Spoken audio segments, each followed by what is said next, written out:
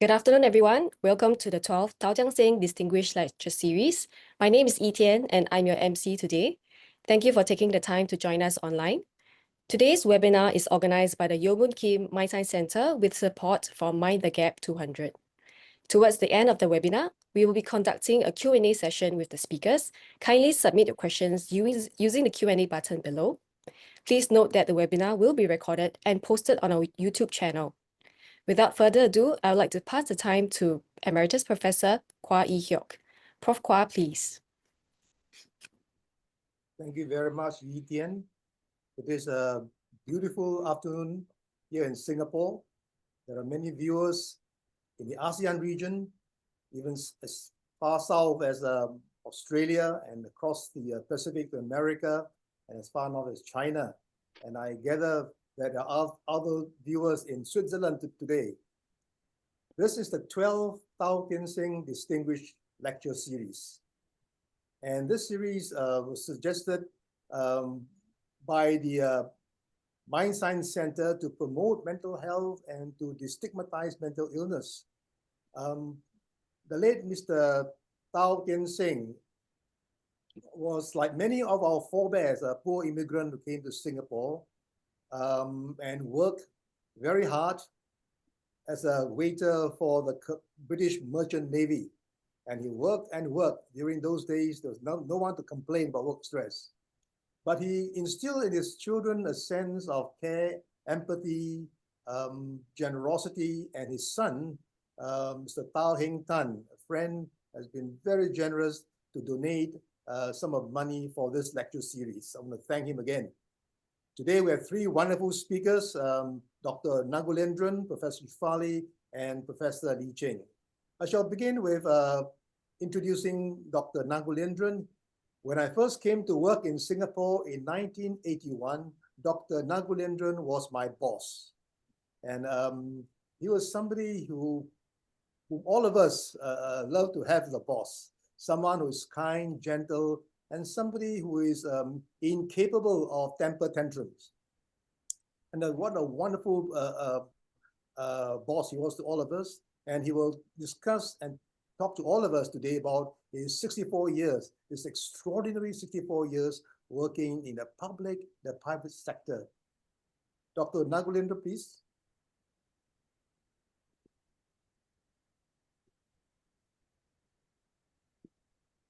Thank you very much, Professor Kwa, for your kind introduction. And hello to all of you. Welcome to this seminar. Welcome to join us. Now, today, I will be talking to you in three parts. The first part is working as a young doctor and coping with workload in public and private hospitals. The second, to difficult times and overcoming problems. And third, ways to maintain a balanced life with family, church, and recreation. Now, the one and two will overlap each other. Now, let me start with an anecdote. I take you to the year 1950. I was then 12 years old. I was in Victoria School, studying in Standard 6, now called Secondary 1. At the end of the year, I brought my report book to my parents. And the parents opened the report book and saw this remark from the teacher. To the parents, boy is fragile, handled with care. Now, why is that so? Well, at that time, when I was 12 years old, whenever I get some stress, for example, low marks in exams, or being bullied by older boys, I would burst into tears. And that caused the teacher to write that remark, boy is fragile, handled with care. So there you are, stress at the age of 12 years old. And parents to take care of me. Well, how did it turn out to be? But that's another story. I'll come to that at the end of the day. But now, let's go forward in time.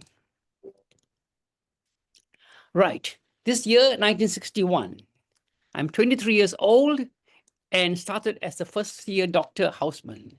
And my first posting was to KK Hospital and Singapore General Hospital. As a houseman there, we were to treat patients coming to KK Hospital, which was a maternity hospital, obstetric and gynecologic problems. In SG Hospital, I was 1 month in the orthopedics and 5 months in general surgery. And there, as you know, we were put on rosters. Now, as you know, as houseman, first-year doctor, we have long hours of duty.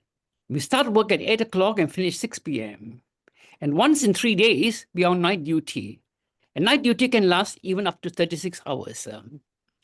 And so it's very stressful. Why?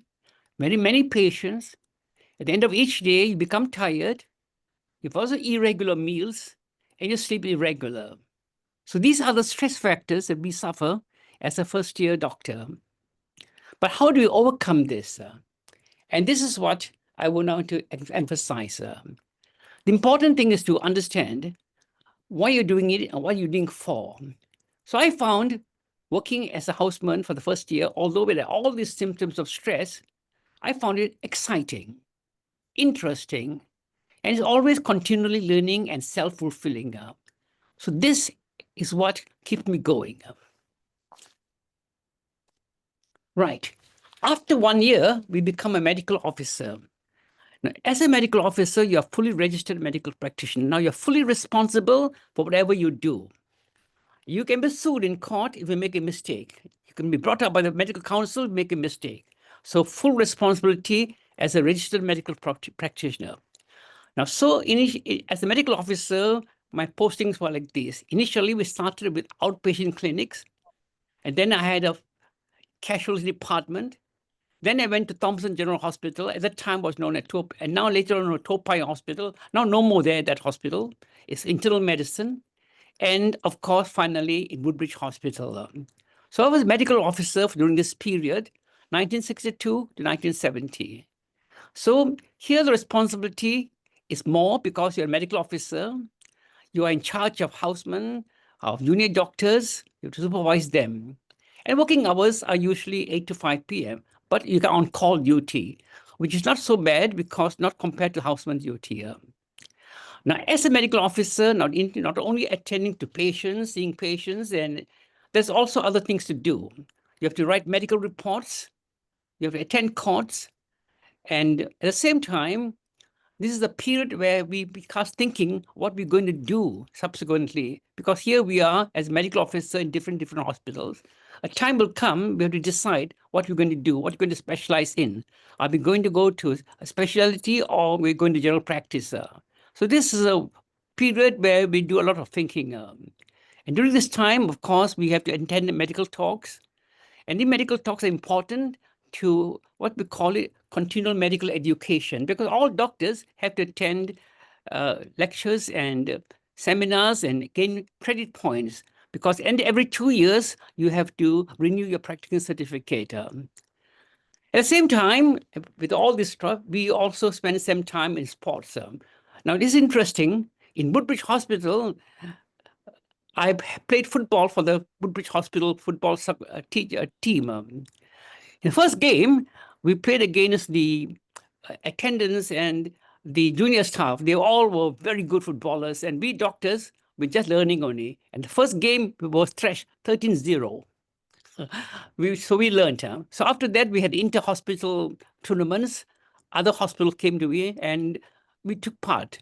We didn't do so bad. We didn't come the first, second, or third, but still was interesting. We also took part in some other activity. For example, in my case, at the age of 40, I was considered as a veteran. So we had a cross-country race for 5 kilometers. And I got a third place. And the annual athletics also, I took part in the 4x 110-meter relay. And we won and got a gold medal for that. Dr. Andrew Chu at the time was the Director of Medical Services, and he came to the sports meeting to present the president. And I got a bronze medal for the cross-country 800 meters, and also a gold for the relay race. And he still remembers this. Later on, when I went for my promotional exercise in the Public Service Commission. Andrew Chu, remember that. He said, hey, I know you. You took part in sports in Woodbridge Hospital. He had a good memory at the time. So that was how it was as a medical officer. Right.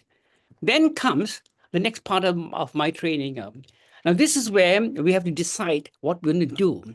So I decided at the time, after working in Woodbridge Hospital, psychiatry is what I want to do. So I applied for scholarship, and at the time we had this what is called as the Australian Caliber Plan Fellow Scholarship, and I was awarded that scholarship, and I went to Sydney, New South Wales, from 1970 to 1973. Why 3 years? Actually, it should be 2 years. But this is the problem. It's a very tough course. In Sydney, when you do the examination, you have to attend 2 years of hospital training, exam lectures, seminars, and all those things. And then when it comes to examinations, it's also a very tough.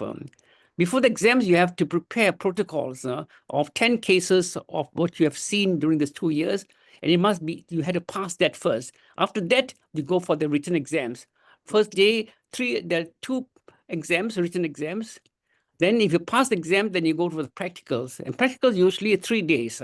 It starts with the first day you see a long case in psychiatry, a medical case. Second day, you could see the psychology and medical internal medicine. And the third day is the final day when they decide whether you are admitted. So after a difficult period there, working hard and studying hard, finally I got my fellowship in 1973 and came back to Singapore.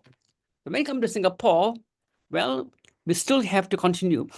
I have to write a report to Ministry of Health, how my training went, what did I learn, and all that things. And this report was sent to all the other doctors to see too. So that was what happened when, okay. Then comes the next period of my training. I'll go to the next one.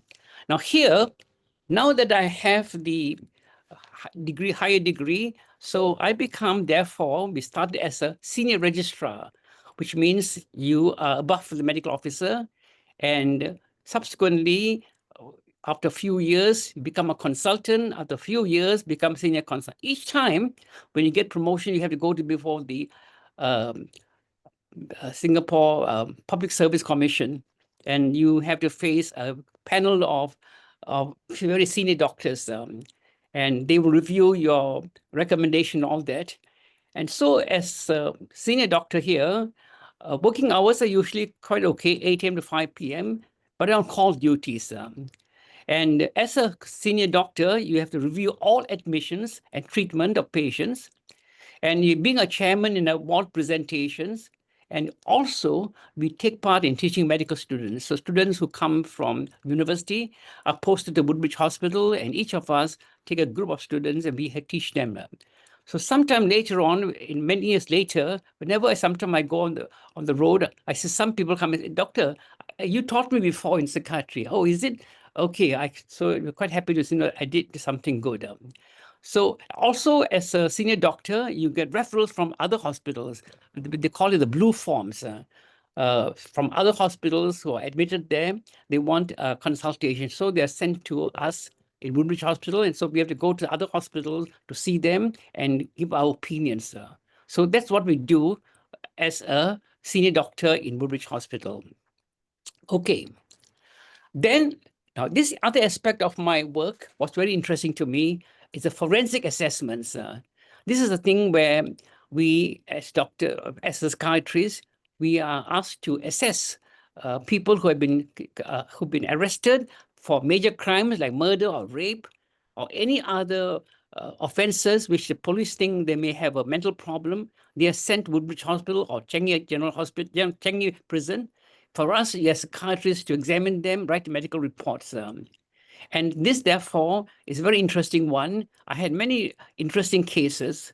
I just mention a few of them. So some of you who may recall this. A very famous one was in 1981.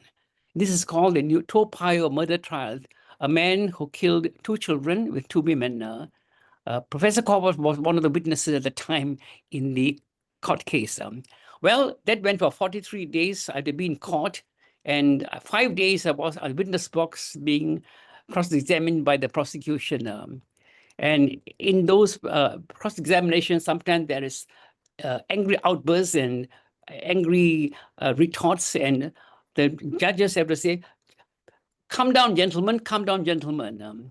When I went back to the hospital, my senior doctor will tell me, "Dr. Nagu, I didn't know you're so fierce that you can answer that way." So that was it is. So these are the forensic cases. And another forensic case which was very important was, you may have learned about it, a 10-year-old girl was murdered and put into a box and thrown into the ravine, and a man was charged for murder, and I was the defense psychiatrist at the time. So this case went for many, many days, and was quite interesting because to me it was quite a person who had a schizophrenic illness, but the prosecution, on the other hand, said no, he was okay at the time. It went for a long time, and finally he was found guilty. And of course, he had the death sentence. The other cases we do have, we do what you call case of testamentary capacity, person who is demented. There'll be a case where the family members will say, one family will say, when the mother became demented, she couldn't write a will. The other one said no, before she became demented, she wrote a will and go to the court to decide who's right. So we as psychiatrists, we have to examine person's testamentary capacity. So these are the interesting cases we see when we are in the as a senior doctor. Okay. Then, of course, after that, like all doctors, we have to decide, are we going to continue working in the government hospital, or are we going to in the private practice and see a new set of circumstances? Okay. And this was when I decided in 1981 to go into private practice. I started my practice at Tangley Shopping Center, one doctor clinic. I worked there from 81 to 2023. And during this period, I saw many cases. The cases are quite different from what you see in Woodbridge Hospital. These are cases which are younger people. They have more problems where you have to talk with them and discuss with them and all that. So this was interesting, this private practice. Now, at the same time, when I was in private practice, NUS Dr. Island Au was the head of the psychiatric service in NUS, called me to go to NUS to see students. So I started seeing students at NUS in 84 and continue until now. Right now, I'm still in visiting consultant at the university NUS. I go there 3 afternoons in a week, Monday, Tuesday, and Thursday. In 2023, after 42 years in Tangley Shopping Center, that building, Tangley Shopping Center, was torn down because of an en bloc sale. So that at the time, I have to decide to stop that practice there and find something else to do. And this is when I decided I was given a chance to work at the Novena Medical Center. I take 2 Friday mornings to see students, patients of mine who I've seen before in Tangley Shopping Center. So I follow them up there. So at present, I'm seeing 3 afternoons in University Health Center and 2 Friday mornings in a month at the Novena Medical Center. Right. Now, the important thing is that here, in private practice, what advantage is that you have more time to see a patient, talk to them, and understand their problems. And usually, you see it's more self-fulfilling in working in a private practice. Right. Now, then, then we have some problems seeing patients. As you know, all patients have problems. So no one patient is the same. Everyone has different problems. So you have to find out what each problem is. Some patients are cooperative. Some patients are not cooperative. Some patients sometimes will be violent or aggressive too. I'll just give you 2 examples of aggressive behavior. I was in Australia doing my fellowship training. I was on duty. One night, I had to attend to a woman who was brought in a stretcher, and I was told that she's drunk. So she was on a stretcher. So I went close to her. I said, "Hello, I'm Dr. Nagu."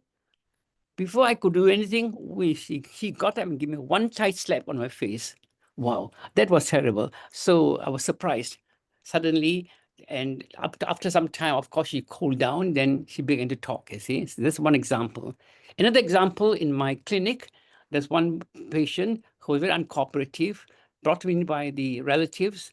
He was uncooperative in an interview. He banged the table where I was sitting down there. Then after that, when he left my room, he banged the door and broke the door. So that was a violent behavior. I just give you 2 examples. So you have violent behavior too. Okay, so that's the problems we meet when we are in private practice. Okay, now before I go to the next diagram, so you can see from here, working as a doctor, up to this time, you have a lot of stress, right? Stress is inevitable. Stress is inevitable because without stress, you are not motivated, right? But overwhelming stress is not good. So you have to handle stress. So the main thing is, therefore, as I said to you, in all these cases of NSC, the important thing is for you to have the interest, to be very understanding. You have to be able to accept and make adjustments, and you have to see things in the right perspective. And so if you do this, then you find that you'll be able to deal with stress. So therefore, it's a stressful period during this period, and I deal with the stress.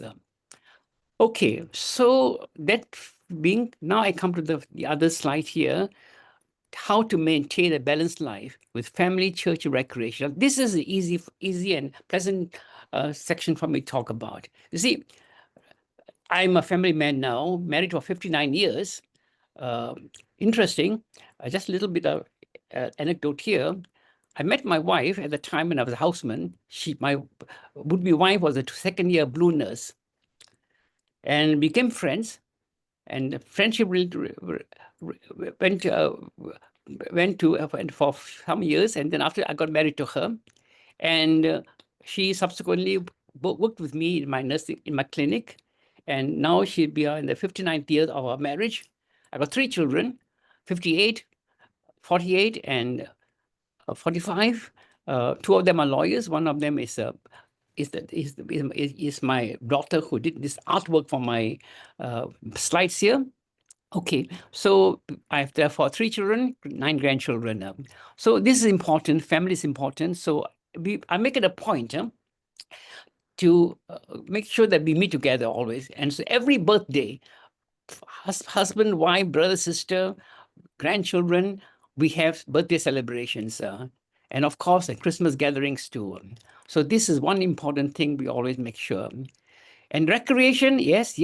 Well, I have played games before. In school, I played cricket for my school. I played badminton in my house. Football, of course, as mentioned, with the hospital. And also I played chess. I was a chess captain for Victoria School at one time. And coming to recreation, of course, recreation consists of reading, watching TV, family outings. So these are the things which help me to balance my life. Okay, then I show you some pictures now. Okay, now the picture on the right, you can see there me as a lector in a church reading. I'm a Catholic, so I'm once a month, I'm asked to read in the church. So that's one picture of it. Then the picture below here is my family. There, right in front of me, sitting down here, there's myself, my wife, my eldest son, my youngest son. Here are my daughter, my granddaughter. Behind is my eldest granddaughter. All the others are grandsons, grandchildren, all of them. So you can see all of them. This is a regular meeting. We meet each other. And so there you are. So this is how I keep myself to maintain a balanced life. Okay, I think with that, I will come to the end of this talk. Thank you very much for listening to me. Thank you, Dr. Nagu. From a very fragile young man, he was well tutored in the medical school by Professor Arthur Ransom and later by Professor Tiang Seng, he became a very articulate and resilient forensic psychiatrist. Now, when I sent this flyer to some of the doctors and professors in NUH, I got a reply from one Professor T.C. Kwa, a pediatrician, who told me that in 1970, when he was posted to Woodbridge as a medical student, his favorite teacher was Dr. Nagulendran. Thank you. All right. Our next speaker is Professor Shefaly. Professor Shefaly is the Vice Dean of Medicine and is also the director of the Yeo Boon Kin Mind Science Center. Started as a nurse, she's now become an academic, published, and an excellent teacher. In fact, I met a student nurse last week and I asked her, do you know Professor Shefaly? And she told me, oh yes, she's an excellent teacher. And she has won all the awards, for research, teaching, and also the President's Award for the best nurse. She has all the accolades. Right, Professor Shefaly, it's all yours now. Thank you so much, Prof. Kwa, for your kind introduction. I'm so honored, and this is such a privilege. I'm actually a bit shaky, though I love public speaking is something I enjoy. But speaking after Dr. Nagul is something I think quite an uphill task. Absolute honor to be invited by the organizing committee, and special thanks to Prof. Kwa. And soon you will know from my slides that how far I go back with Prof. Kwa.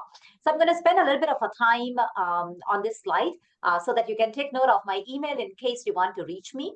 And a little bit of a story behind before you get to know what I'm going to talk about. I was given this title actually by Prof. Kwa to Finding Balance, being a mother, a researcher, educator, administrator, and a volunteer is something I do, which not many people know about it.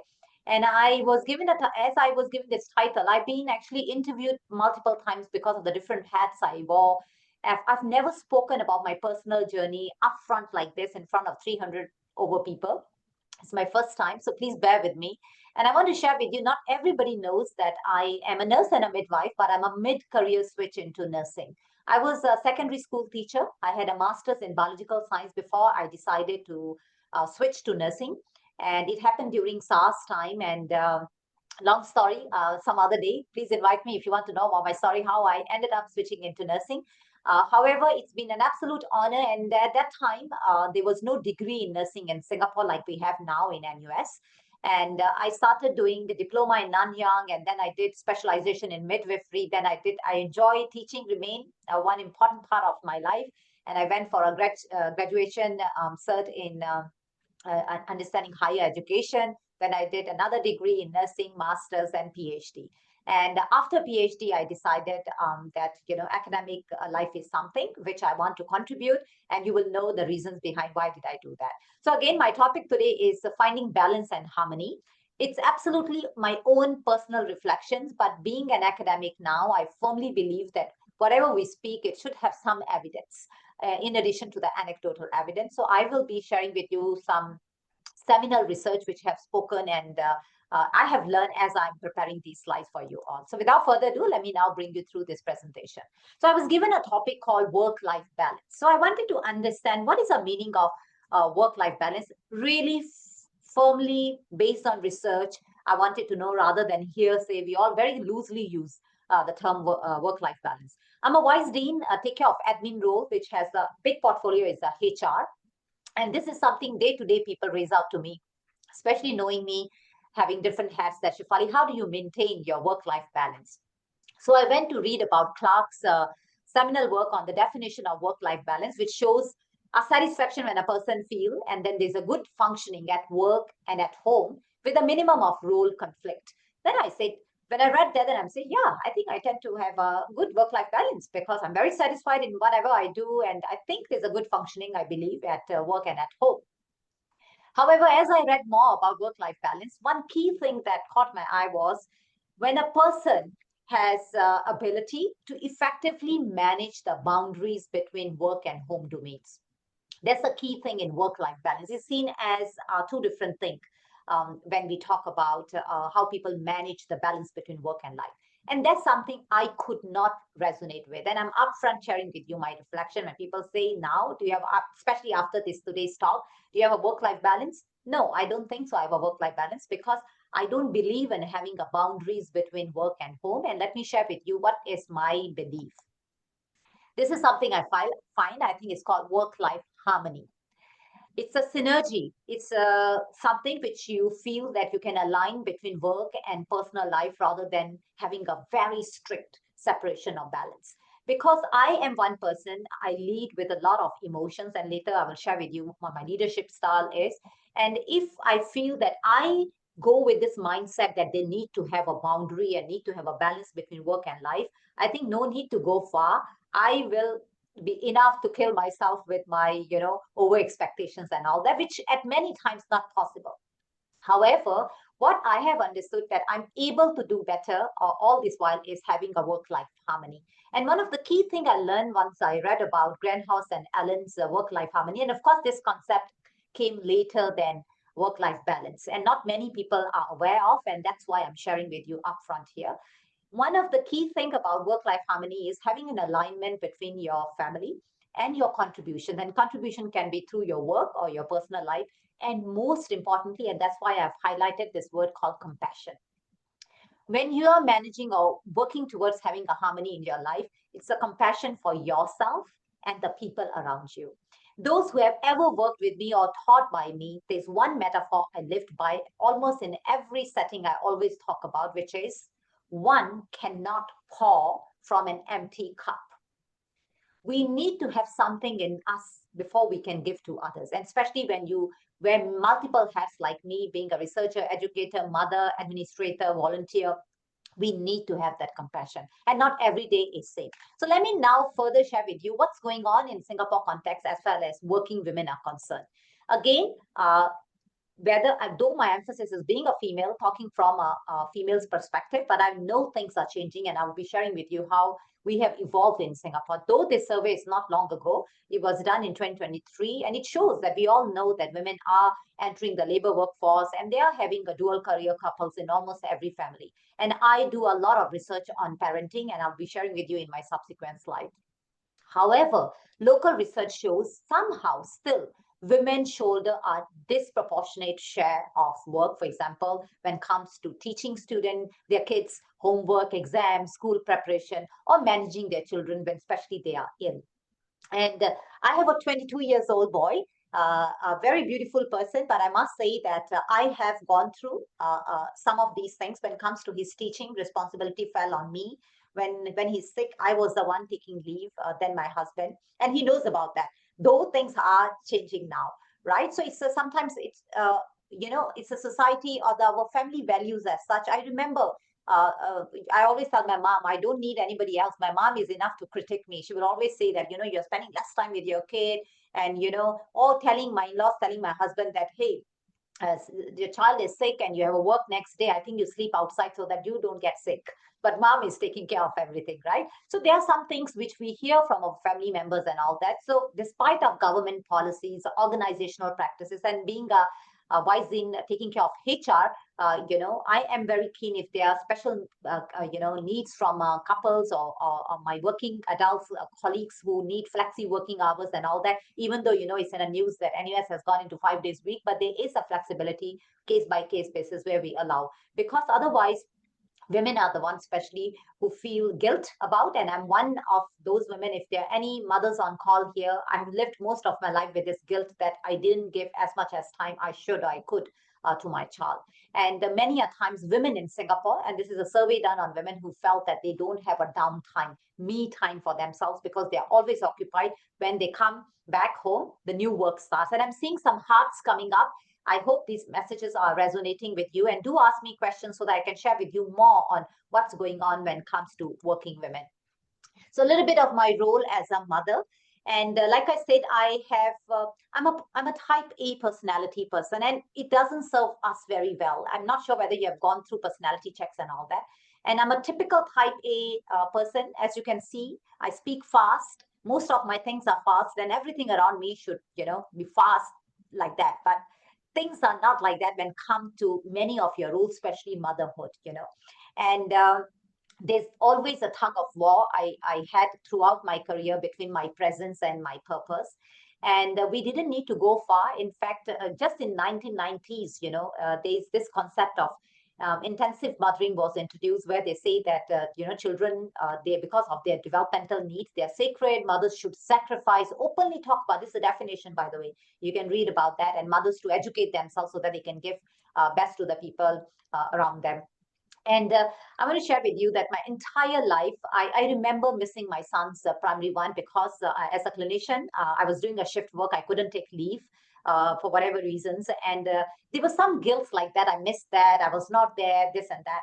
And something which I didn't do very well was actually reaching out and speaking to my son. For me was, for a mother or for a parent, child is always young, I think. And also we are Asian, I'm a typical Asian woman, born and brought up in an Asian family, where I realized that I was not even comfortable talking about some sensitive things like, mommy, feel guilt about that I didn't spend time with you, Rohin, my son's name. And lo and behold, I think one day I took some courage, and I spoke to my son. He was in his teenage years, and I said that, Rohini, I want to apologize to you that I think I was not there when you needed me the most and all. I'm not sure how many of you talk about all these things, but I did that. And what surprised me was my son's reaction. I thought, there will be a lot of tears and all that stuff. And he will say, yes, mommy, yeah, you were not there. I missed you and all that stuff. He actually told that, mommy, I totally understand, because I know you did that to give a best support to me and the people around us. He know that, we take care of our extended family members, our parents-in-laws. And he also said that, I'm very proud of you.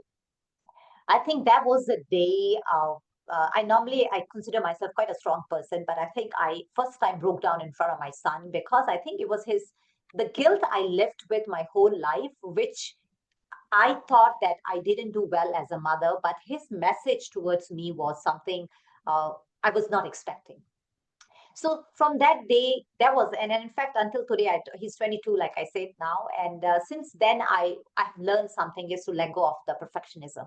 It doesn't serve as well, really. And I have lots of stories where I can tell you that, because of my perfectionism, I have done certain things which I have to sometimes, redo it, because it does not work. World is not as perfect as we wish one to be. And I have also come to this realization that as far as my family time is concerned, I don't have quantity. I don't have hours, but whatever minutes or even hour, if I have, it's quality, without any screen time, without any distractions from work or anything else. When I'm with my family, I'm with them with the full quality. And most importantly, something which it took me a while, and thanks to my son who taught me, was self-compassion. That I'm not sure any Gen Zs here, the lingo is called chill, right? Or take a chill pill or relax a bit. I think something which I learned from our current dean now, I remember reading one of his interview, and he mentioned that I think we should not take ourselves so seriously. And I think sometimes those who are into this perfectionist world, it doesn't serve. Really learn to take a step back and enjoy your imperfections that make you human. So that's the one message I have, whether you are a father and mother. Of course, as a mother, I'm sharing my experience. Whether you are a father and mother, it's always about your presence, quality. And in fact, I do a lot of parenting research. Parents often ask me, so Prof, can you share with us what is the right time I should spend with my child every day? I always tell them it's about quality and also consistency. Even 15 minutes each day, undivided attention is something what your kid needs. Quickly, my role as a researcher. By the way, I didn't share with you. The photos I'm sharing is in my different roles were taken. Previous photo was with parents I deal with. So they are one of my research participants. They're by the way, all are copyrighted, and they have asked me they can share their photos. So just wanted to announce that no conflict of interest here. And this one, in my role as a researcher, so I belong to, I know Dr. Nagu was talking about a very nice journey he shared about the clinician, and I wish one day I can talk about how researchers are made, especially with the nursing and midwifery background. I'm a nursing and a midwifery professor now in NUS, and we actually compared with the basic science departments when it comes to our promotions and all that. And if there's any academic on this call, I'm not sure if you have heard this word called publish or perish culture. That means when you do research, it's not about just doing good research, it's also disseminating it, publishing it so that people will read about it, right? And that's how university citations get and the ranking comes.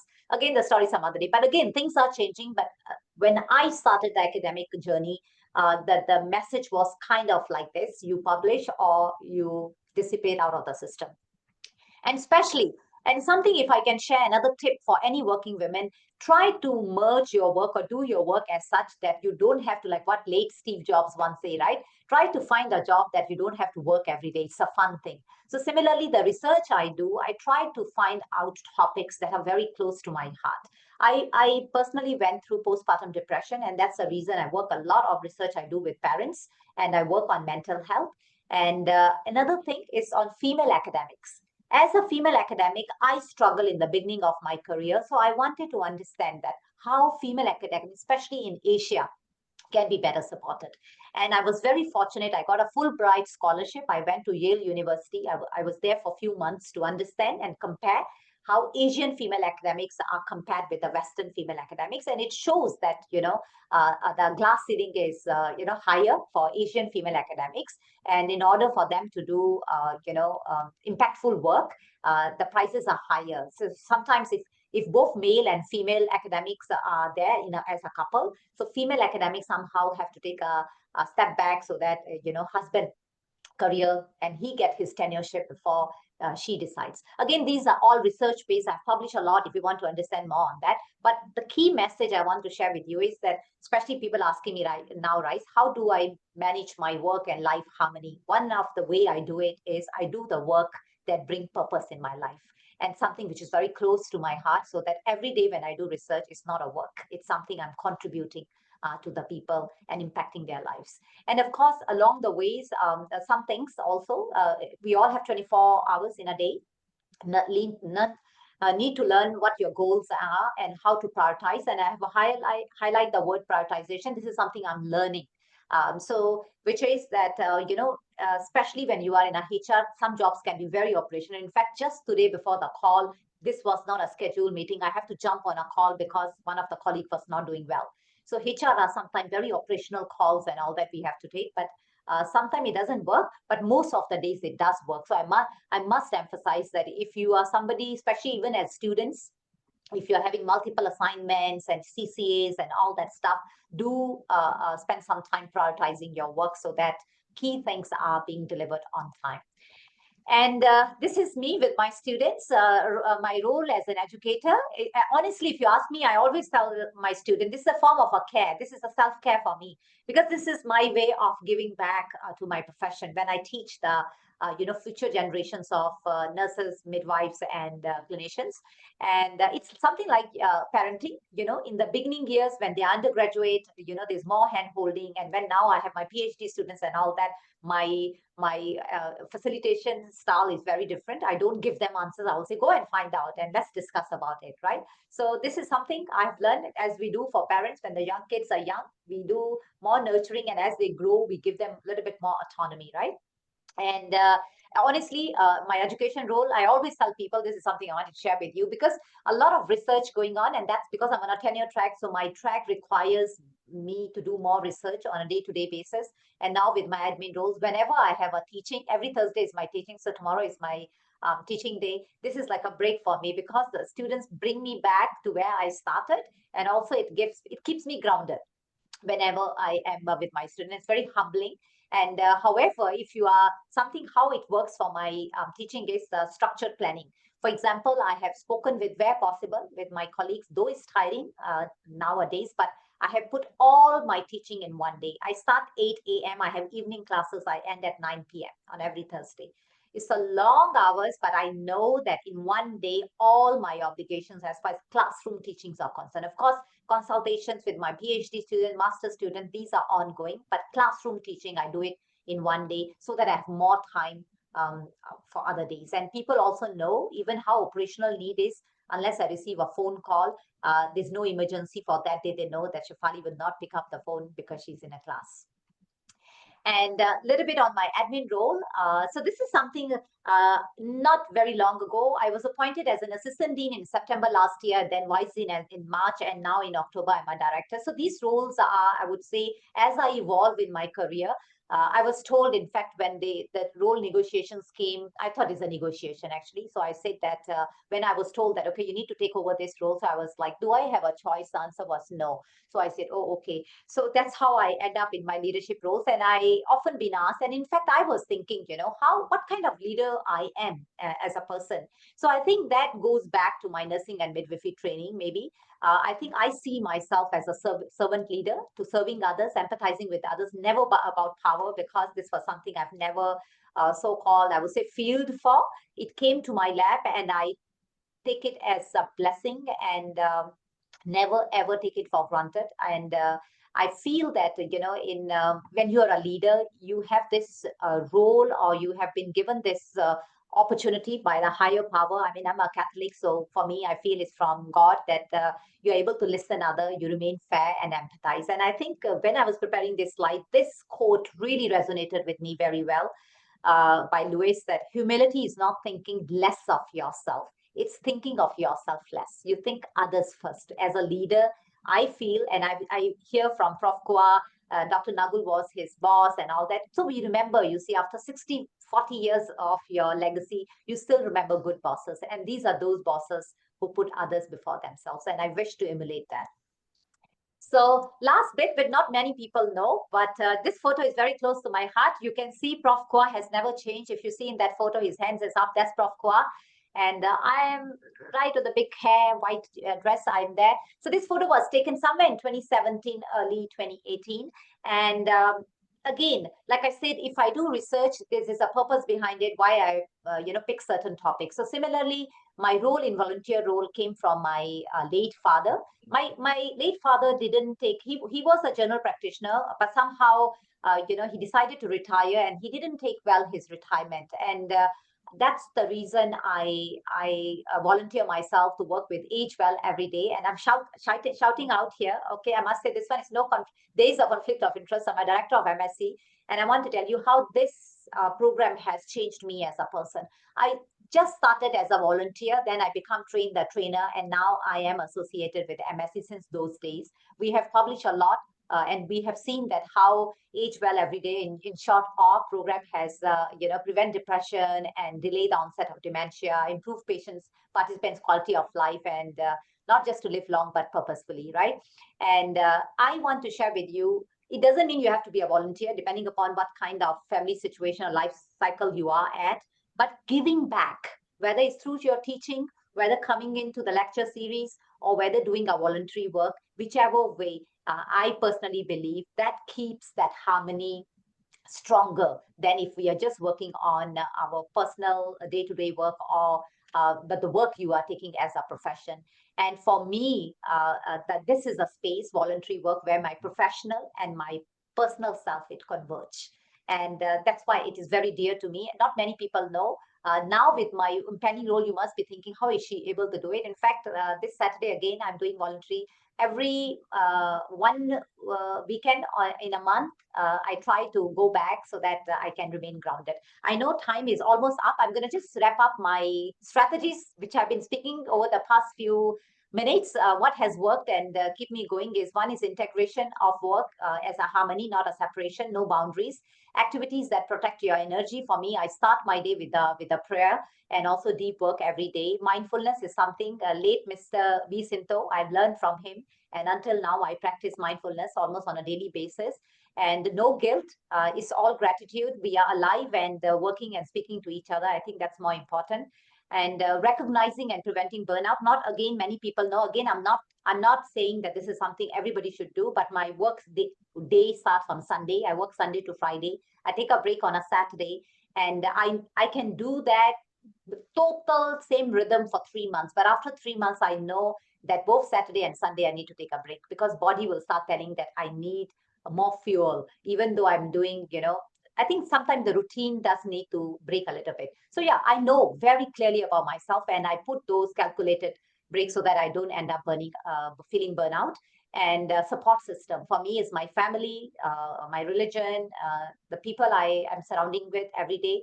And my last message for you all is that balance is all in your head, is dynamic, and learn to accept the imperfections. Flexibility is a key. It is not freedom from a struggle, but how we go through our challenges day to day. And each role I hold, it is like a thread in my life. And the last message, if I can say, this is something which is very true to my heart, is that do a meaningful work, whatever you are doing, love deeply, and most importantly, serve with your heart. Thank you very much.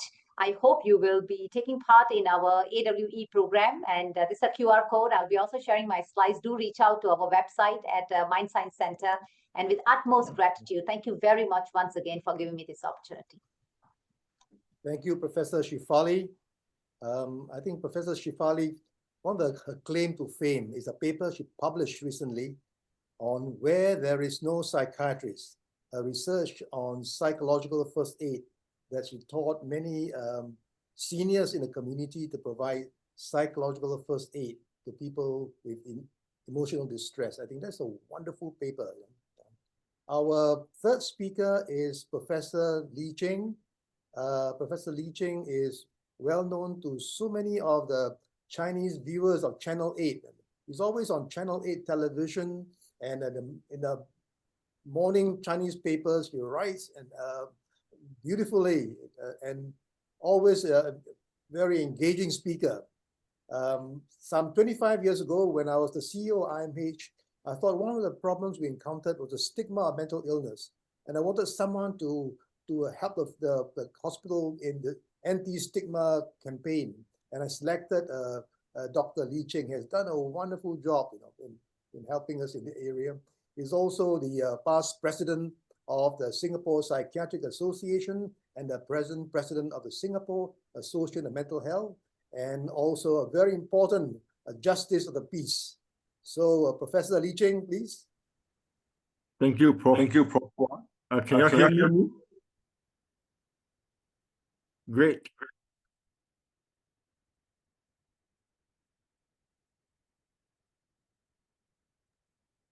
You can hear me, right? Yeah. First and foremost, I want to thank Prof. Hua for inviting me to this seminar. Last year, he invited me. I was overseas, so I did a pre-recorded version. I'm very happy to hear the sharing by Dr. Nagu and Professor Shefaly. Is there echo? There is an echo. Huh?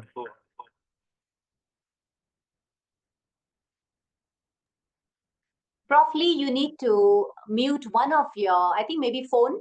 You can mute that. Yeah, I guess so. Prof, you need to mute one of the device. Can you hear me now? It's coming up. Can you hear me now? Yep. Okay. Once and foremost, sorry, let me off this first.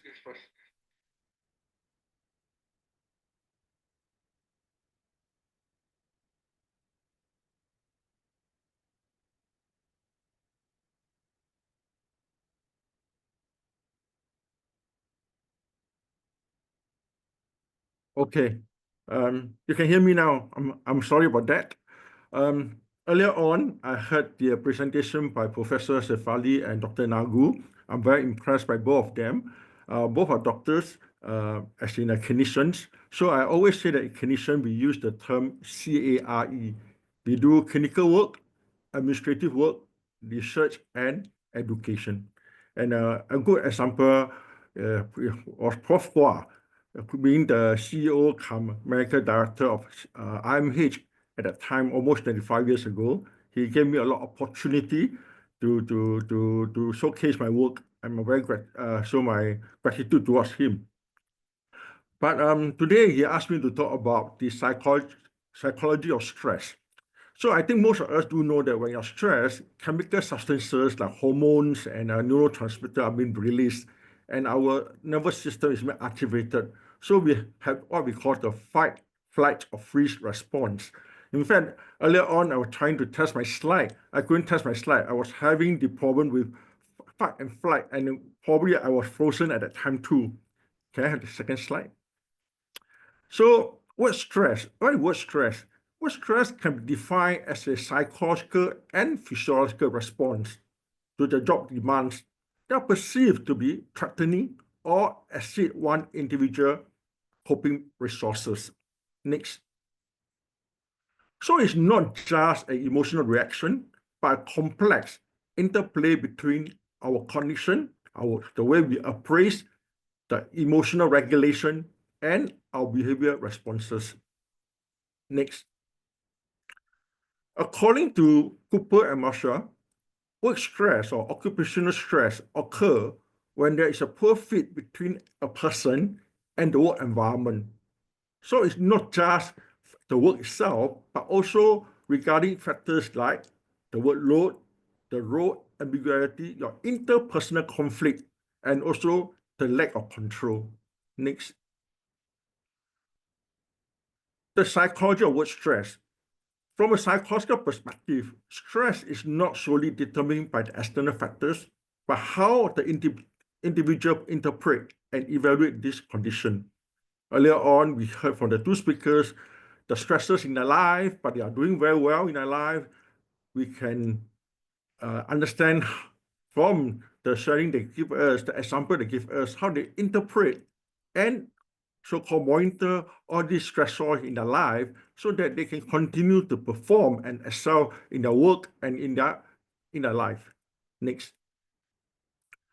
Therefore, two employees being exposed to the identical workload may experience vastly different stress level depending on their coping skills, their personality traits, and most importantly, the perceived control over the situation. Next. There are a couple of models about stress and coping.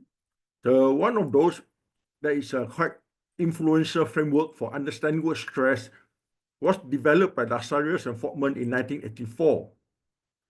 Essentially, it posits that stress arises from an ongoing interaction between the person and the environment. Next. The model emphasizes on the cognitive appraisal, the process through which a person evaluates whether a situation is threatening, which is the primary appraisal, and assess their ability to cope with it. So stress results when the perceived demand exceeds the perceived coping resources. Next. Therefore, it is not the workload itself, but how the person, how the worker, how the employee perceives and manages their workload that determines the stress response. Psychological factors such as optimism, self-efficacy, and emotional intelligence can therefore buffer the effect of stress coping and shape our operation. Next. The other common framework about stress at work is what we call the job demand control model. This was developed in 1979 and provides a structural perspective of occupational stress. It proposes that job strain results from the interaction between job demand, which is the workload, the time pressure, and the job control, which is our autonomy, our decision-making latitude. Next. High demand combined with low control are most likely to produce stress, whereas high control can mitigate the negative effect of demanding work. So this model has also been expanded into the job demand control support model, incorporating support, social support, as a key moderating factor in 1988. Next. The third model focuses on the reciprocity between the employee effort and the reward they receive, such as the salary, the esteem, and the job security. So when an employee perceives that the effort are not adequately compensated or recognized, not necessarily be money compensated, but being recognized for the good work, psychological stress and feeling can arise. Next. What can stress lead to? Stress leads to some common mental health condition. The most common could be what we call acute stress reaction or adjustment disorder. Some may, however, develop what we call post-traumatic stress disorder, especially if there is a workplace bully or even sexual harassment. Other conditions that may develop include dissociative disorder, anxiety disorder, depressive disorder, and even psychotic disorder. Next.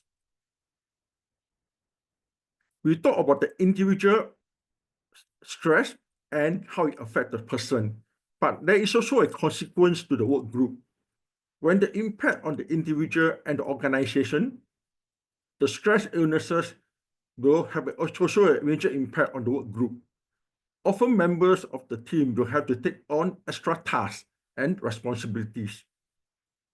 Next. The consequences to organization will be as follows. Absenteeism is quite easy to understand. The worker do not turn up to work. But there is also the syndrome of presenteeism, whereby the person turn up to work, but he cannot pay attention, he cannot contribute, he's not focused. This will result in increase in staff turnover, resignation, low morale among other staff, impact on the interrelationship between their colleagues, reduced job satisfaction, reduced performance and productivity, and some of the psychological reaction I mentioned earlier. Next. Professor Kua has asked me to briefly mention about how IMH services support person in employment, person with mental illness in employment. So I'm going to talk about the medical social service as well as the OT services in IMH. Our MSW are the person in IMH who help patients to engage and do some goal setting. They work directly with the patient to establish realistic recovery and employment objectives and develop actionable plan and provide ongoing support during the implementation. The social worker also help them to connect to specialized employment services such as the organization E2I, Employment and Employability Institute, and other community services program like the Integrated Employment Services by SACS and the Mindset Learning Hub by SAMH. Next. The MSW also work with the other multidisciplinary team by partnering them to optimize the patient readiness for employment through a coordinated care planning and intervention strategies. They also provide comprehensive support services through different domains such as next, emotional and psychological support, building confidence and self-esteem throughout the employment journey, from the initial training to job placement and the workplace adjustment. They also help in removing the practical barrier, addressing tangible obstacles to employment, such as digital literacy. You know, some of our patients in IMH have major psychiatric condition, and they may not have the knowledge or even know how to use SIM-pass or technology. They also provide financial support to our patient for work-related expenses like transport and essential equipment. Lastly, I think it's very important for us as a mental health professional to engage the family members by strengthening the family support system to encourage and sustain the patient participation in the employment activities. Next. The other service in IMH is the occupational therapy service, which is the OT service. And you can see from this slide, there is two components in the service. First component is the rehabilitation, and this includes the empowerment program, the clinical rehabilitation program, and the other component is the employment program. Employment program consists of the shelter employment program, the transitional employment program, and supported employment program. So we can see that there is a whole range of services that our OT provide for a person with mental health condition so that they can reintegrate back to the society and able to contribute back to workforce. Next. So these are some of the programs due to time constraint, I'm not able to go through in detail, but the clinical rehab program will teach them what we call cognitive remediation, stress management, and team building. You know, in the workplace, we work as a team, so it's not possible to work alone. Then there are some programs that are activity-based. This includes some skill training, leisure activities like cooking, baking, gardening, and importantly, also health and movement. I think physical health and mental health are closely related. The vocational rehabilitation will include areas like retail, food and beverages, admin, cleaning, and in our IMH, there are some coffee machines that is for staff and for patients. So our OT department also train some of the patients to be able to manage or maintain the coffee machines. For job placement and support, this includes job exploration, job match is very important, match the job to the person, supported employment, and employer engagement. This is a way where the patient can continue to work with the support not only from the family members and the mental health professional, but also by the employer. Next. These are some of the products done by our patient. This is called the Beyond production. You can see that there are potted plants, there are art and craft work, pottery. And if you are interested, you can write into me or to the organizer, and I can connect you with the OT department. Especially it's coming to year end. Some of you may have some plan to buy some Christmas present for your friends, relatives, exchange Christmas gift. This is an alternative that you can consider. Next. I'm also the president of the Singapore Association for Mental Health, which is an organization supporting persons with mental illness for the last 58 years. It was established in 1968, and our patron, we are very honored to have the President of Singapore, Mr. Tharman, to be our patron. How do we support persons with mental illness at workplace? We had this place called the Work Mindset Learning Hub, MLH. This is located in Jurong. So Mindset Learning Hub helped to create a supportive ecosystem to support persons with mental health issues to be able to thrive at work.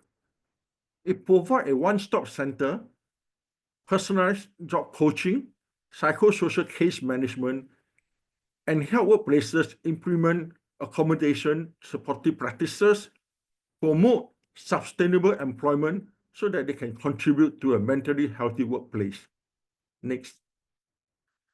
How long do the trainee train? They usually train about 3 months duration.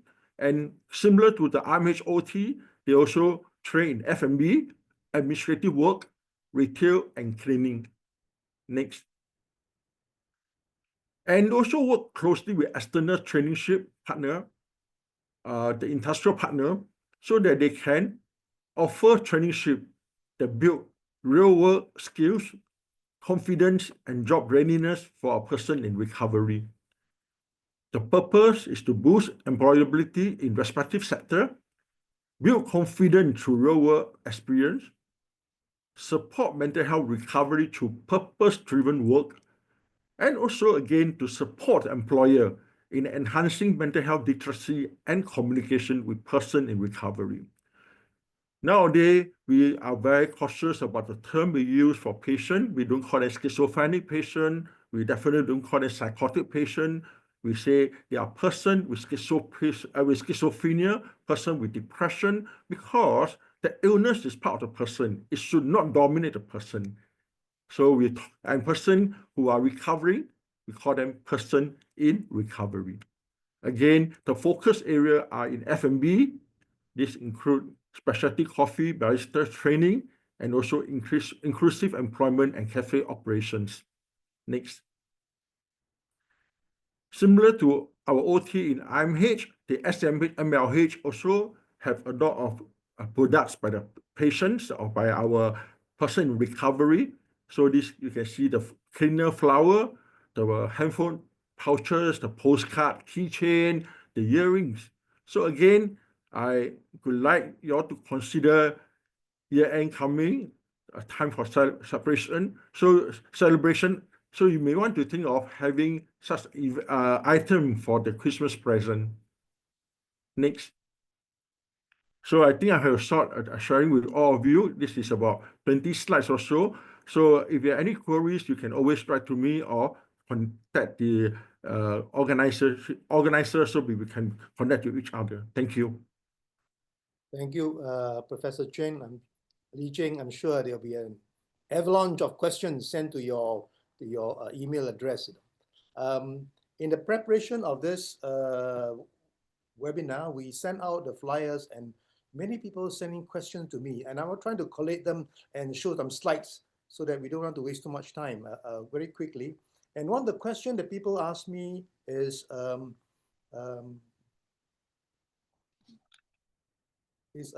doctor, which profession is most stressful?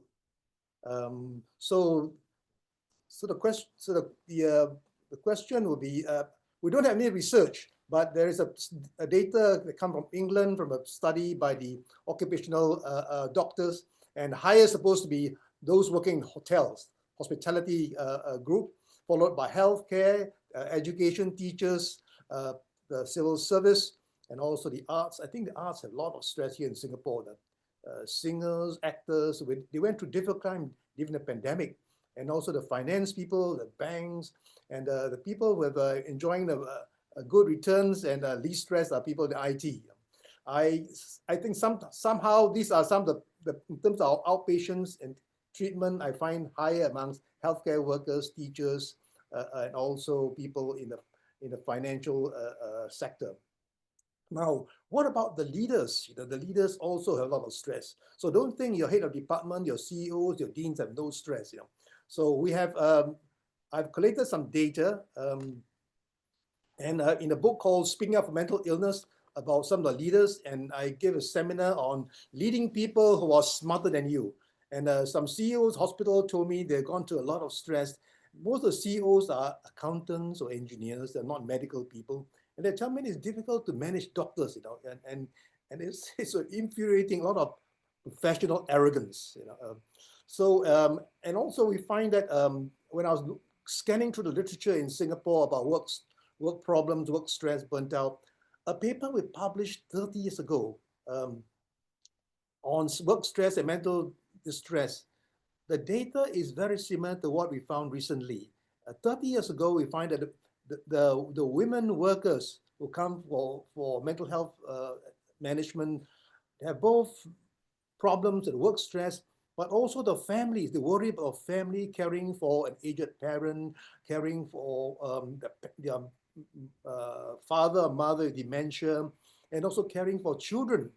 And I know that a week ago or so, when the school exams, many of the women workers took leave to look after their children. But the men, well, they are indifferent to it.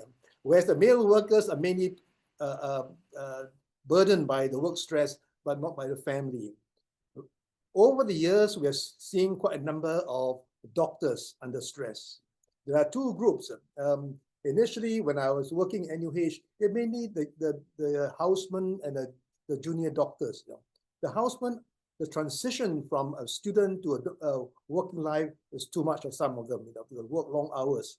And then as the MO-ship, some of them, instead of, if you listen to Dr. Nagu, he would move on from medicine to surgery, obstetric, he went round. But some of the new doctors immediately thought of specialization. And so they have to take exams. At the same time, they also have relationship issues, getting married, and so these three together create a lot of stress for many of them. And I'm sad to say that we have lost a few young doctors who took their lives because of the severe depression. Now, also, I've collected some of the data and write up in this book on the 7 habits of mental resilience. And as you've heard from all the speakers, awareness, education, training is helpful to help you understand what are the early signs and symptoms of mental health problems. And then having a mentor is very important. I hope all of you have mentors. Dr. Nagu told me about his mentor, like Dr. Andrew Chu, who was the Director of Medical Services. And even when I became the head of department in NUS, NUH, Dr. Andrew Chu invited a few of us for lunch and talked to us about government policy, help us navigate the difficult times as a head of department. Social capital, your colleagues are very, very important to help you out. And having a quiet time. You heard Dr. Shefaly talk about a time for mindfulness meditation. I think it's very helpful. I know Professor Lee Cheng enjoys going to the cinema for a nice film, and Dr. Nagu enjoys playing chess, a quiet time. I like to go for a walk in the parks. So you see a picture in the screen itself. That's the Botanic Garden, a picture taken 30 years ago, sometime in 1994. I remember that. It was a Saturday morning at the crack of dawn. I went to walk in Botanic Gardens because on the Friday evening, I had a phone call from the Dean of Medicine. He told me, I'm going to appoint you as the head of department. And I say, hold on, Dean, I'm thinking of going to Australia. I got a job in Australia. The whole family is flying down. They're going to pay for the flight. And but that evening, my wife also spoke to me and said, well, why should I go to Australia? We spent some time in England, and I can't stand the cold, wet, capricious English weather. And now we're going to Australia. I can't understand the accent of these Australians here. And so after I walked through the Botanic Garden, I thought about it, and I thought, as what Professor Shefaly mentioned to you, the family is very important. The family is not happy. What are you going to Australia for? So I stayed back, and I'm very glad I stayed back. NUS treated me very nicely. And I have a wonderful friend like Dr. Nagu, Professor Shefaly, and Lee Cheng. And the last 30 years, there's no regrets, and I'm very happy. So a quiet time for you to reflect, very important. Exercise, you heard them talking about what they do, diet, and even recreation. I look after a doctor. He told me he worked, a GP. He worked from 9 o'clock in the morning to 9 in the evening. And on retirement, he told me he was shocked because there's nothing else to do. And he drifted on to depression, nothing to do every day, right? So very important for you to have some interest in life. Okay, and then one of the problems that we encounter also is that stigma. Sometimes the job itself gives you a lot of problems because of stigma. I remember first coming to work in Singapore in 1981. My first day at Woodbridge Hospital, when I went back home to my flat at Ang Mo Kio, my neighbor was a doctor from Tiang Seng. He asked me, where are you working? I told him, Woodbridge Hospital. He started to laugh, He said, you mean you are so well trained in England, you went to train in Oxford, you come here and work in a lunatic asylum. And he started to laugh again. So I realized that the stigma itself can sometimes upset many people. It upset me. So the first thing I did when I was asked to become the CEO of Woodbridge was to rebrand or change the name to IMH, Institute of Mental Health. But also when we were there in 1981, we also formed a choir to sing to our patients. And all this are in a book called An Undefeated Mind. And in Singapore, there's a very well-known award-winning film director called Shuk Ki Ling, who read the book and wanted to make a movie. And we had an award-winning composer called Professor Chen Jiang Yi from the Yong Siu To Conservatory of Music. And they've composed a beautiful piece of music for the film, which the producer Wei Jie said should be ready next year. And also we realize that all these things we talk about is always about the doctors, the nurses, people high up on the hierarchy. But there are many people in the corporation, in the hospital, on the lower rung of the hierarchy. Your admin officer, your secretaries, your technicians, the porters, they all play a very big role, but people hardly talk about the stress of these people's lives. I know when working in Woodbridge Hospital in 1981, almost 45 years ago, there was a Malay porter, who was very helpful to me. For strange reason, I was told that I must go on first call. Although in England, I was a consultant. When I came to England, they told me you're too young to be a consultant. You become a registrar. And registrar, you must go on first call and be in an emergency room. And in the emergency room, there was a patient who had too much to drink and aggressive. But the porter told me, doctor, I will stand behind this patient and make sure he doesn't cause any problem. And he was so caring. He's a Malay porter. I think his name is Othman. And even in NUH, many patients don't want to talk to the doctors or the nurses. They prefer to talk to the porter. I've got some of the interview with the porters, and I've written a new novel called The Hospital Porter, the life, the hospital porter, and we published 2 months from now in the British publisher called Vanguard. And we realized that in our lives, many people working at the lower rung, they play a very important role. For example, at University Health Center, wonderful admin staff, Agnes and Sue Ann. They look after Dr. Nagu so well, and even on his birthday, they had a birthday party for him. And when I was working over at IMH, Miss Wong Sok Man, the wonderful secretary, NUH, Ms. Vanaja, and Lee Cheng, and a technician was Zul, and even in the Farrer Park Hospital, I have Lim Li Fang. Every time I go to a clinic, she'll brew a cup of hot Malaysian coffee that is most invigorating. And so these supporting staff are so wonderful, and I'm sure with that kind of support, Dr. Nagu would want to work on for at least 12 more years till he reach a ripe old age of 100. All right. Hope so. And if you see at the back of the picture again, Dr. Nagu's picture, you see that there is many people don't talk about the environment.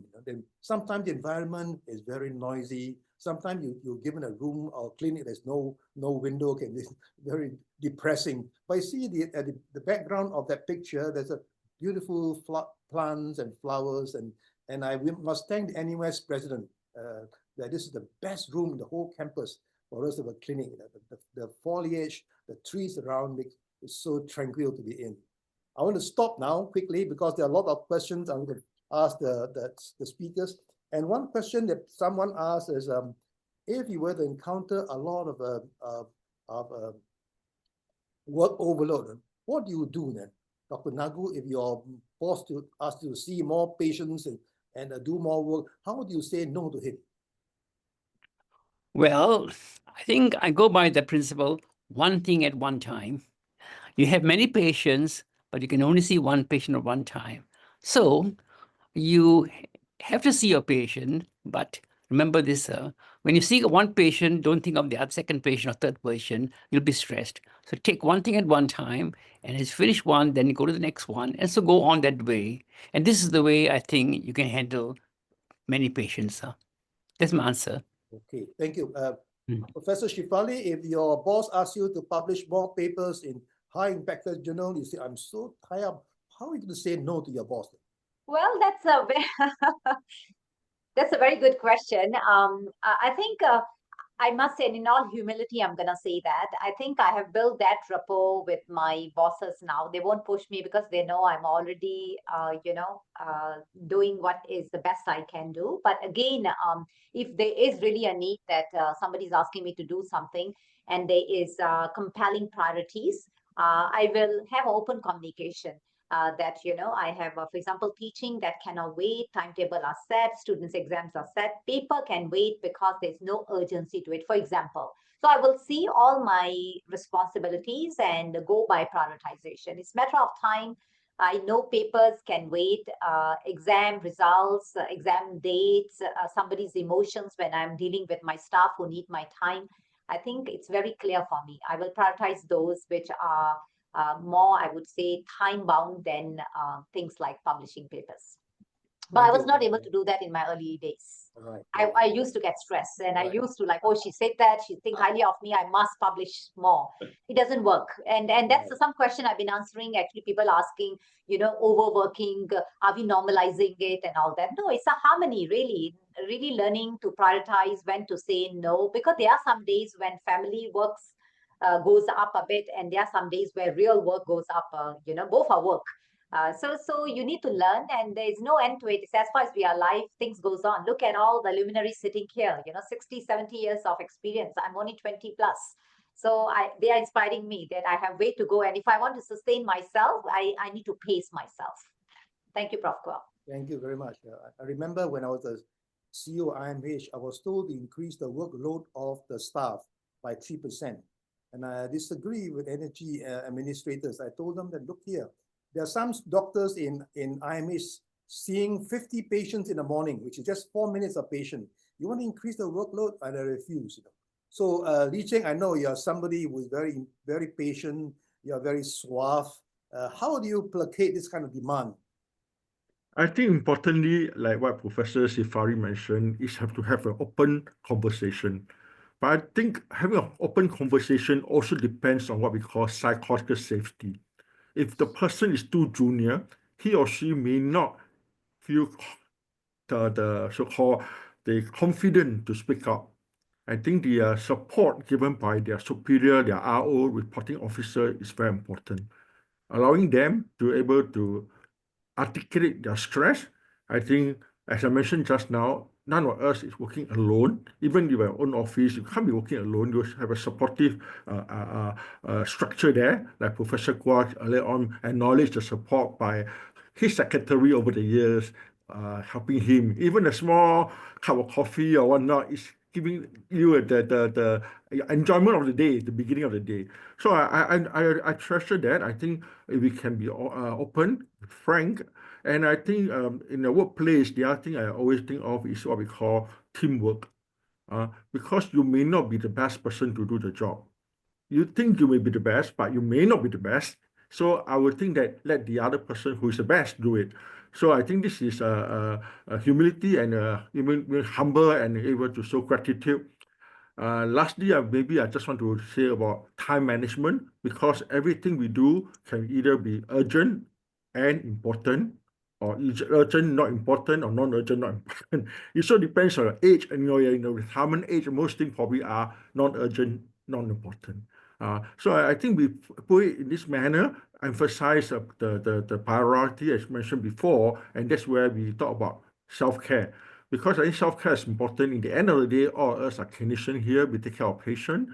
Other role, like I said earlier on, the administrative role, the research, and the education. But if we cannot take care of ourselves, we can't take care of others. And I saw one question was about caregiver. I totally acknowledge that. I think caregiver play a very, very important role, especially in the support, the recovery of person with mental health condition. Thank you, Prof. Kwok. So another question is about peer rivalry. Someone asked, this is something that needles all the workers. So Dr. Nagu, when you're working in the hospital, you have the director of medical services, Dr. Andrew Chu, who remembered you well, a Victoria School person who plays cricket, and he's a sportsman himself, and then you get promoted, quickly, and there'll be some unhappiness amongst your peers. How do you deal with it? Well, I suppose be humble. I mean, it's not because I'm better than another person, but just because I had a chance to be promoted, so I promoted. So consciously, I will not be proud. I will try to be as humble as I can, and I will never treat my other colleagues in any other way. I will treat them as equal or even better than me. That's the way I will treat them. Maybe they should be like you, trying to learn to play cricket or play football to impress Dr. Andrew Chu. What about you, Dr. Professor Shefaly? You won so many accolades that some nurses will say, "Oh, it's so unfair. She won everything." How do you deal with it then? Fortunately, unfortunately, this is very true.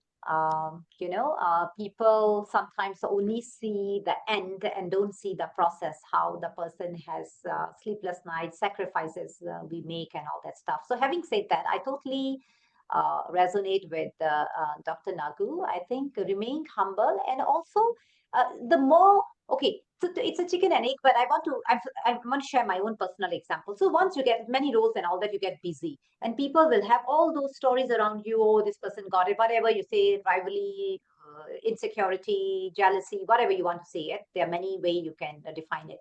And the more busy you are kind of doing your work, and people see it. Oh, this person is now very big head, doesn't spend time and all that. So every now and then, other than remaining humble and while you're working, don't make them feel any way. I think also show your vulnerability, show your other side. That you're also human like them. His titles are, I always say, today they are here, tomorrow not. These are all transient. 4 years, 6 years, 2 years, whatever. So, but it's the person, it's your legacy, how you make people feel that remain, not your title. And I think once as a leader, we don't get that power go over us, and knowing that these are transient jobs, you've been honored to hold for a while. If you remain that and also showcase your other side, your family, your weakness, your vulnerabilities, I think then you remain more reachable. This is how I have done in my entire career.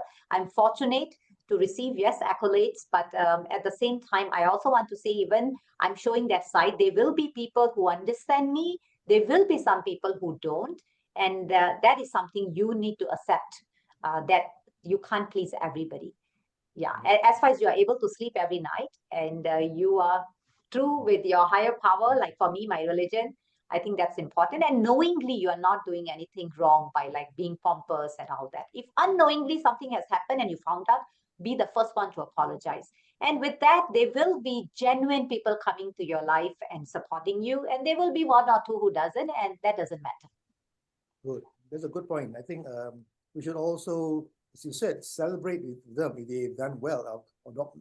Nagu mentioned, just like I'm sure with Professor Lee Cheng, you have done very well. You're the SMC committee council member. You've been to the United Nations, and you won all the accolades. And so, how do you cope with it when someone says, "How come this Lee Cheng has won all the accolades and we haven't got anything?" How do you cope with it then? I think each of us have different abilities, and I think we respect that. I know some people who are not keen to do something because they want to do others, like we mentioned about the care, the different focus in our work. So clinical, research and education. I do not see so-called jealousy to be a prominent thing among the workers in that I work with, because I think each of us respect our ability, our potential. I think that's very important. The other thing I want to highlight is that none of us can be in the leadership position forever. I think we always want to be able to train our junior to be taking over our role. So I think able to do that, be a mentor is very, very important. And mentorship is something that sometimes it's not just reading from a book how to become a mentor. I think it's real life examples, and you look forward to learning from people who have mentor in your life. So I think in that sense, you will not see them as a so-called a star, but they are a person who contribute to the whole organization. And I think with that will be able to at least remove some of the so-called rivalry and jealousy among the workers. Yeah. Right. I remember when we went to IMH, it was beginning in the red, losing money. And after a year or two, the whole team, it's a team effort that it was in the black. And I thought we should reward all the staff with chocolates and a day at Sentosa, and everything went well. And I left IMH. I was on sabbatical leave in Boston and Harvard. And then I received a note that, hey, someone written a note of complaint, that you shouldn't spend the money this way. And so anyway, we think about it, that some people feel happy about what you've done, some people not happy, but it's okay, that's life. And as Dr. Shefaly mentioned, all these are a sense of impermanence. We're not there leaders forever. We try to get the group of people together. And in fact, I identified Lee Cheng at that time as one of the future leaders who lead the hospital. I'm glad. I want to thank all of you. I learned so much from all of you. Dr. Nagu and our common friends, and Professor Shefaly, and of course Lee Cheng. I want to thank all of you again, all the speakers, and also Mr. Tao Heng Tan. I'm sure he and his team are listening in. And also our Yi Tian and Miss Yip here, because they also work behind the scene. Not only we are on the screen, they're also behind the scene, a group of people. And although the webinar is only 1.5 hours, not years, 1.5 hours, they have been toiling behind the scene for almost 3 months now to get it done. So I want to thank all of you and all of them again. And have a nice day, or what is left of a nice day. Thank you. Thank you, everyone. Thank you. And I'm sure your boss will say, time to get back to work again. Thank you, everyone. A big thank you to all of our speakers for today. And with that, we've come to the end of the 12th Tiang Seng Distinguished Lecture Series. I would like to express our deepest gratitude to everyone for joining us and making today's session so meaningful. And if you're interested to learn more about the evolving and impactful role of digital technology in shaping mental well-being, we encourage you to visit MAYLab's 4th exhibition, now open with a showcase. And this new exhibition highlights like how digital tools, wearables, and AI can support mental well-being of individuals across different life stages and needs. You can find more details in the chat box. And as you leave the webinar, we'll also be prompted to complete a survey. Your feedback is very valuable to us, so please take 5 minutes to share your thoughts. Thank you once again, and goodbye.